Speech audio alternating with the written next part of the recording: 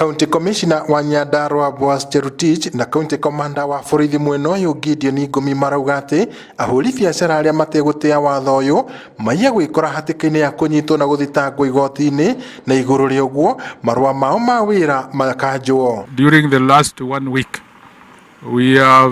the police have identified a number of bars, wines and spirit outlets who are selling beer to people after 7 o'clock. So they are contravening two regulations. One, the curfew order, and secondly, the public health regulations, which bans people, more than 5-10 people grouping together. Uria dingiuga ni uhoro wa wendia wa njohi twina challenge nene na wananchi ni maraheana information na we are making good progress.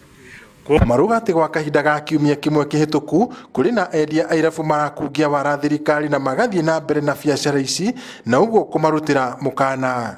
We are recommending that these outlets their licenses be withdrawn, and therefore we have written to the county government, who are the responsible which is responsible agency. Oho akiaria hindi icira riake gicigo-ini kia Ndaragwa, commissioner uyu aruga ati ruhonge rwa wathani wa matura kaunti-ini ino ni rwambite nyambo cingiriro-ini ciothe itanya riri guthima urugari wa athii aria maraingira gicigo-ini giki niguo gutigirira ati gutiri na mweke wa murimu uyu wa COVID-19 gutamba guku. The purpose of this screening is to identify or to assess and identify those individuals with high temperatures so that they can be further screened. Akinyita mbaru ndumiriri ino murugamiriri wa ugima wa mwiri kuma sub county ya Ndaragwa Angelica Kuria ni ahinyiririe akenya kuiga utheru na gwithamba moko kaingi na oho kumoria makindirie o mundu kuria ri niguo gwithema kugwatwo ni homa ino